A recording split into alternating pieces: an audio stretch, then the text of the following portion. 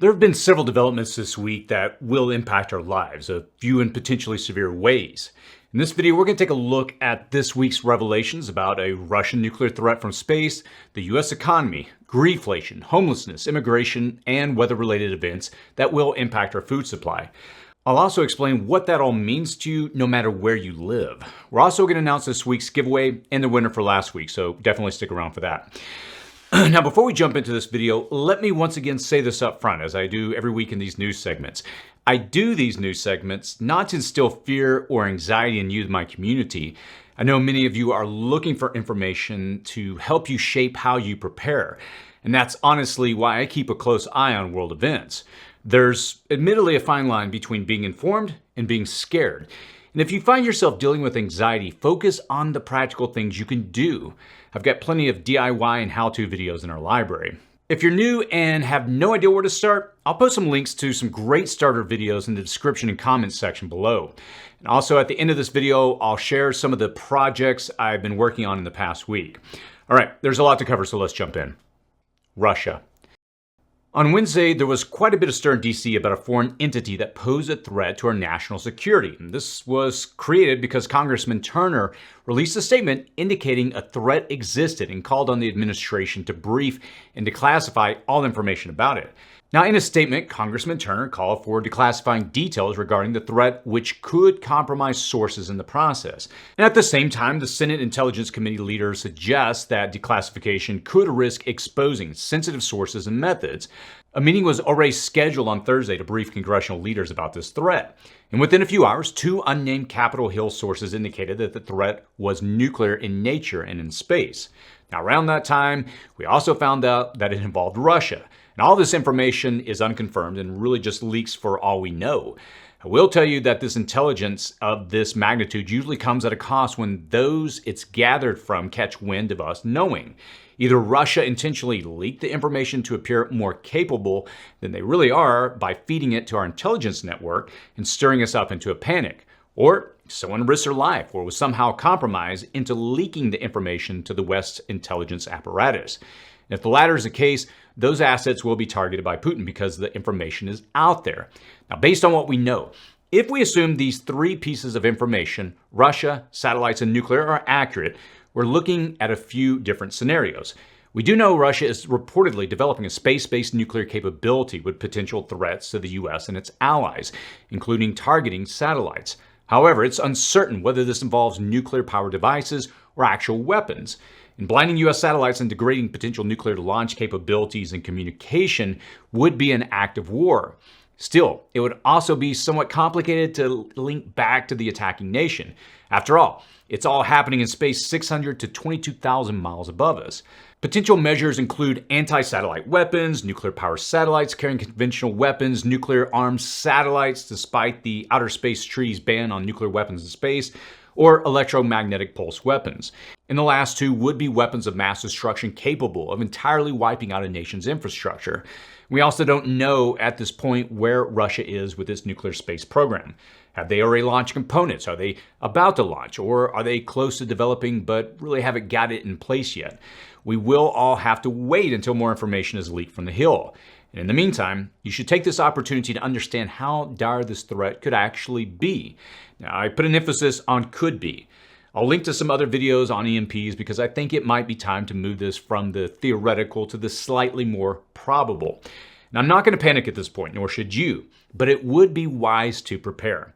After all, we have to remember that world leaders from Estonia to Germany to NATO commanders have all related, quite frankly, in recent days that Russia is ramping up for a massive confrontation with the West. And as we previously covered, a potential timeline has been leaked, which could mean a summer of cyber attacks is ahead of us. I'll also link to that video in the comments if you want to learn more information about that. So what do you think? How dire is the threat? Do we really want to know? And what are you personally doing to address it? Let us know your thoughts in the comments section below. United States. On the home front, in addition to the foreign threats that we now know we face and the rosy picture many would like you to believe about the economy, it may be a bit gloomier than what it appears. While the cost of many things has kind of somewhat leveled off, food and rent are still significant concerns for most Americans. We're learning terms like greedflation and shrinkflation to explain some of the increases. We're seeing some of the extreme weather damaging grasslands and reducing herd sizes, the impact of citrus green disease, and some recent extreme weather through our citrus areas. Nowadays, a $6 burger would be considered a deal, and a glass of orange juice might soon be considered a luxury. As a whole, supermarket prices are now 25% higher than in 2020 during the depth of the pandemic spike. And if you're not feeling the pinch on your budget, with more than 20% of the average American budget now going to food, you might be feeling in the form of a rent increase. The shelter component of the Consumer Price Index rose again in January. Though it is anticipated that it will slow and flatten, it's already up almost 8% over its low in mid-2021. Now, why does this matter and what does it mean? Well, it can seem relatively small when economists talk about this percent or that percent. After all, they're saying groceries are only up 1.2%. Would you agree with that? A new poll found that 3 in 5 Americans now say corporate greed is a major cause of the inflation that we all feel. And if you've been to the grocery store over the last few years, there's no way you will think a 1.2% monthly increase is as small as it appears to economists, investors, and politicians. The same is true for the shelter component. A 6 or 8% increase in real terms of an average person's budget in shelter security is enormous. And for many, the lack of affordable housing puts them on the verge of homelessness. The numbers of the unsheltered are aggressively rising according to every known indicator, which is most apparent in any urban area. Further complicating the impact on urban areas is that they are increasingly becoming the battlefront for culture and anti-immigration wars. This recently prompted New York Mayor Eric Adams to say, "Our hearts are endless, but our resources are not." Now, the New York City mayor recently told this to Fox Nation. It's not like New York is not saying we are not a city of immigrants. We are. We have a rich history of immigrants, but we can't take the global problem, and it's becoming our problem. That is unfair to New Yorkers, and it is unfair to migrants. Now, I don't know what folks' stance is on immigration, those that are watching this, but I will say that before anyone too solidly entrenches themselves on one side of the argument or the other, it would be good to acknowledge that immigrants have been scapegoated in all of America's history. Immigration might not be the problem as much as some people are trying to convince you that it's a much bigger and unsolvable problem than it is. Still, I think it's important to mention it in this segment because it is yet another divisive issue in our culture. We will be hearing a lot more of it as we move further into this presidential election cycle. Also, this is not just something that we're seeing here in America, but this is happening worldwide as migration across borders strains and stresses fracturing systems from food to housing to infrastructure. As we see more and more countries around the world become destabilized or collapse, immigrants will turn to America for safety and security. And it's not just a high-profile Mexican border. We are seeing waves of immigrants from Asia, Africa, the Middle East, Europe, and everywhere where tensions are boiling over. Now, a growing number of migrants reaching the border are compelled to leave their own countries due to economic and political instability, natural disasters, and various crises. And I anticipate this trend will escalate in the future. So what do you think? Are the economic numbers as rosy as they say, or are you feeling the pinch? Let us know your take in the comments below. Giveaway. For this week's giveaway, we're going to give away a survival seed vault of over 16,000 seeds, and one winner will have everything they need to get planting this spring. Now listen carefully. YouTube has recently changed how we do things because they're no longer showing users' emails on the user's About page. Because of this, we can't email you without knowing an email to let you know that you've won. And to be eligible to win this week, all you have to do is post a comment below on this video, click the thumbs up icon, and submit your name and email on the form that I'm going to link to in the comments below. I'll also use a tool to draw a random winner from the comments on this video next week, and I'll reach out to you if you've won from the information that you submitted. So congratulations to last week's winner, Matthew, sorry, I can't pronounce that name. We'll contact you shortly to arrange delivery of the 12-pack of emergency food ration bars. Climate. The AMOC, also known as the Atlantic Meridional Overturning Circulation, plays a vital role in global climate regulation by transporting heat and salt across the Atlantic Ocean. Now, recent studies further confirm it's slowing down, raising concerns about potential collapse and severe impacts like extreme weather events and rising sea levels. Imagine a massive storm that stays overhead for days instead of being pushed away. Now, the slowdown may be attributed to factors such as extreme changes in weather, melting ice sheets, freshwater influx from glacial melts, and natural variability, though uncertainties remain about its extent and timing. Now, scientists are actively studying this complex system using various methods and models to understand better and predict its behavior and implications. Our understanding of this very intricate and complex system doesn't have to be as in-depth, thankfully. We don't have to blame the extreme weather that we're seeing with increased intensity and frequency solely on this slowing AMOC. Now, regardless of the visible data and the endless warnings from scientists like the one that just came out warning that the Amazon rainforest, considered to be the lungs of the world, is reaching a tipping point in our lifetimes, to really understand that we should be making some personal plans. We should be calculating our own solutions to what is becoming an unavoidable future. Scientists are going to continue to do what they do. And currently, 3 once unthinkable solutions are underway to mitigate the impact of a changing climate. They range from dumping 6,000 gallons of sodium hydroxide solution in the waters off Martha's Vineyard to marine cloud brightening generators in Australia to stratospheric aerosol injection to reflect solar radiation. Suddenly, all those chemtrail folks don't seem to be too far off base, I guess.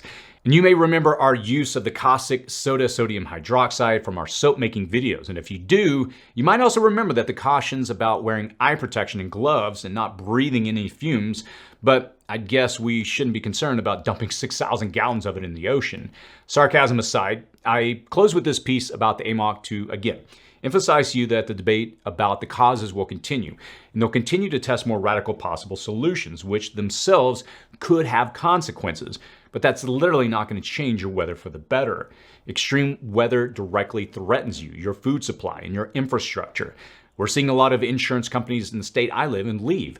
I'm having problems getting even fire insurance for my house this year, and the cost is going through the roof because this is becoming a more common pattern in our state. As a society, we're not really prepared for the dramatic and swift fluctuations that we'll see in the future, but you can be better prepared. You can prep some of your own solutions to dampen the impact. You may not be able to repair a coral in the Great Barrier Reef from your place in the world, but you can ensure that you have enough clean, drinkable water stored to get you through a few months if your water system goes down because of flooding or storms. You may be unable to prevent crop failures from floods, droughts, infestations, and rust encouraged by damper conditions and stressed plants. But still, you can take measures to secure your own food supply to carry you through some of the impacts of these food supply disruptions. You may not be able to stop the atmospheric river, the heat wave, or the blizzard made more extreme by the stalling of the AMOC, but you can have a plan for what you will do in case of emergencies such as floods, storms, fires, or power outages. Know where to go, what to bring, and who to contact. I would encourage you to review your plan on a regular basis and update it as needed. Even a little prepping can set you up to be a survivor with a story in the future instead of a victim at the end of their story. Nobody can tell you how bad this will get or whether they'll be able to find workable solutions to lessen the impact, but it's coming to the point where we cannot ignore this, and if we do, it's at our own peril. I hope you don't. I hope you'll check out our recent Prepper's Guide to Water and some of our other guides that I'll link to in the comments section below. Remember, you can't control everything, but you can control how you will respond. I can't say this enough, but please take steps now. And if nothing ever happens and everything just turns out fine in the end, you will at the very least lead a more secure and self-sufficient life. I think that's a very powerful thing. Before we jump into my discussion about some of the projects I'm doing around my own house, specifically on the grow shed, let me just say this, because every time I bring up climate, I know there's a lot of naysayers and a lot of people that get upset seeing this as a political discussion. As you've observed, hopefully on this channel, I tend to stay out of politics as much as possible. I know there are some things that sometimes swerve into positions that certain political parties take. For me, I'm very politically agnostic when I view my preps. What do I mean by that? I know if I get caught up in thinking in groupthink, and this is why I just don't like politics on the channel, because if I get caught up in groupthink, our group believes this, our group believes this, it blinds me to the possibilities and the probabilities that are in front of me. And I say that because I view preparedness as just looking at the facts, looking at the data, and preparing myself for it. Imagine if I were to say, well, I can't believe in this because my political persuasions lend itself to disavowing this position. I just don't understand that. I'm sorry. But again, I know I'm appealing from an emotional, or rather a logic-based versus emotional. And I realize we all make our decisions from different perspectives, but I would encourage you, please look at the data. I'm not trying to push any political position, but this is one of the reasons I'm building my grow shed on the side of my house. I believe personally in the future, in the next 5 to 10 years, traditional growing in gardens is going to become increasingly difficult. This is a grow shed. I've talked about it many times on the channel. I've gotten several months behind on it. Essentially what it is, it's a tough shed, 100 square feet, set up on the side of my house. Over the last few months, I've been working with a contractor. We've been building it out. I'm about 95% done. I say that every week, I swear, because every week I get on it, started on it, and somehow I get distracted with 100 different things on my channel. And again, we're looking to hire somebody to help me as a virtual assistant here over the next few weeks. But I finally got through painting the first coat of primer on the inside. We put in mildew-resistant drywall. I'll talk about that and why I chose what I did on the inside, but I've been putting on primer and I'll set up a second coat here shortly. And after that, all we have to do is put in reflective mylar on the inside and we'll be done with it and we can begin to set up everything to start growing. And again, I'm doing this project as kind of a thought experiment to see what is it going to take to actually grow inside of an enclosed, controlled environment like that. And we'll look at how that translates into your house, because what I'm showing in there can also be added to your own home. Whew, I know I discovered a lot, but let me finish, as always, I always like to encourage my audience at the end of these videos because so much is happening.